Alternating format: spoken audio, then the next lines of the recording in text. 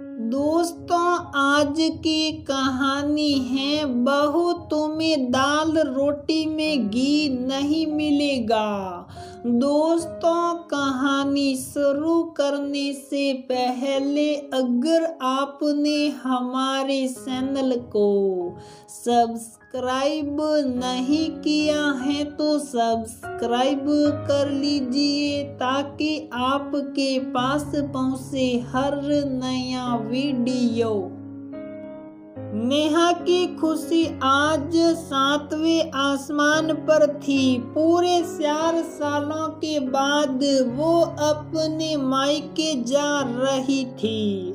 अपनी शादी के बाद वो बहू बन अपनी जिम्मेदारियों में ऐसी फंसी कि मायके जाने का मौका ही न मिला। जुड़वा ननदों की शादी तुरंत ही हुई थी। फिर कोरोना काल, मायके जाने का मौका ही न मिला। 2 देवर भी थे। एक सरकारी नौकरी की तैयारी कर रहा था और दूसरा कॉलेज में था। बीच में 1-2 बार दबे लफ्जों में मायके जाने की बात भी की, लेकिन ससुराल वालों ने उसे अनसुना कर दिया था। लेकिन आखिर वो मना भी कितनी बार करते। आज सिर्फ 4 दिनों के लिए जाने की इजाजत मिली थी। उधर नेहा की माँ भी खुशी से फूले नहीं समा रही थी। आखिर 4 सालों बाद घर की सहिती वापस आ रही थी। भले ही कुछ दिनों के लिए सब कुछ नेहा के पसंद का बना था। नेहा को माँ के हाथ के बने घी में तले नमकीन बहुत पसंद थे, तो वो उसे ही बना रही थी।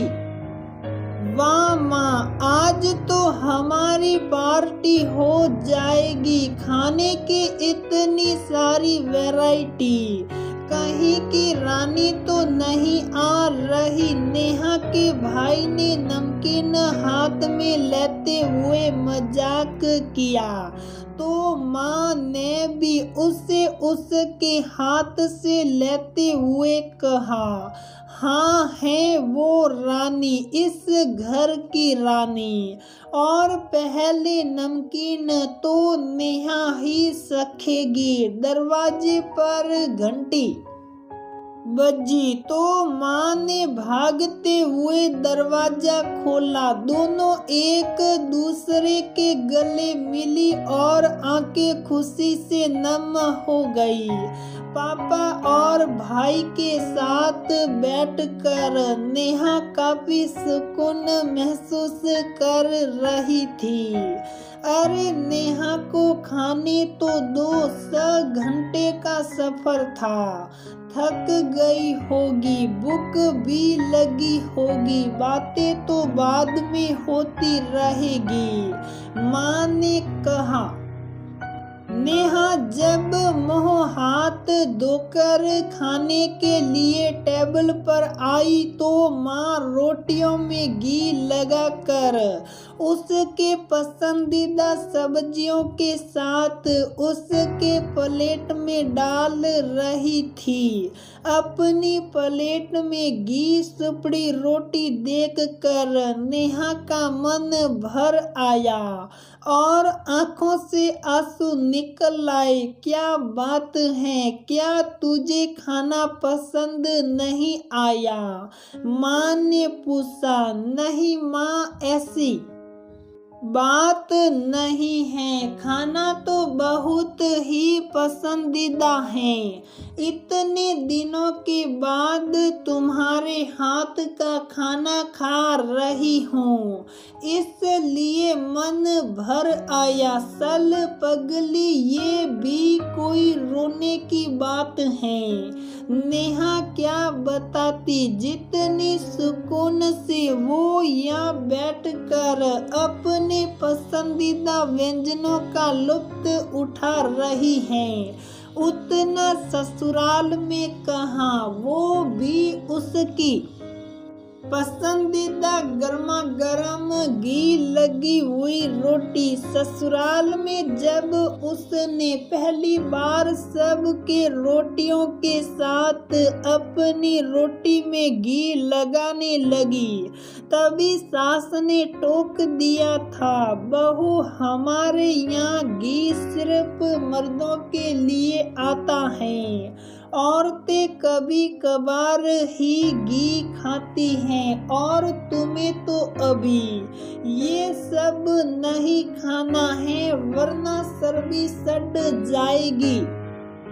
मोटी अच्छी थोड़े ना लगोगी, सास ने फरमान सुनाया। फिर तो मजबूरन नेहा को अपनी सबसे पसंदीदा घी सुपड़ी रोटी से दूरी बनानी पड़ी। और तो और ससुराल में मर्दों के लिए घी में पकवान बनते और नेहा के लिए सरसों तेल में।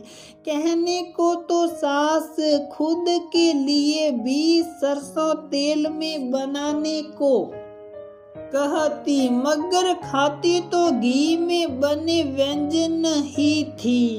ससुराल में सबकी पसंद नापसंद का ख्याल रखते रखते वो अपनी पसंद भूल ही गई थी, या यूं कहे भूलने पर मजबूर हो गई थी।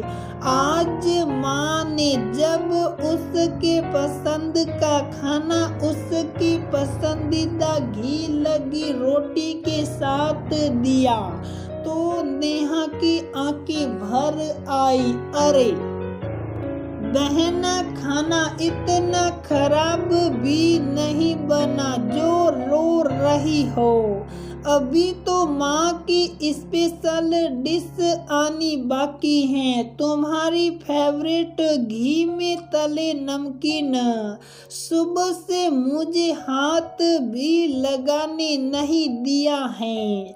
भाई ने छेड़ा, अच्छा बच्चू, मेरे फेवरेट चीजों को तो शुरू से ही हथियाने का शौक है तुझे, अपनी भावनाओं को काबू कर।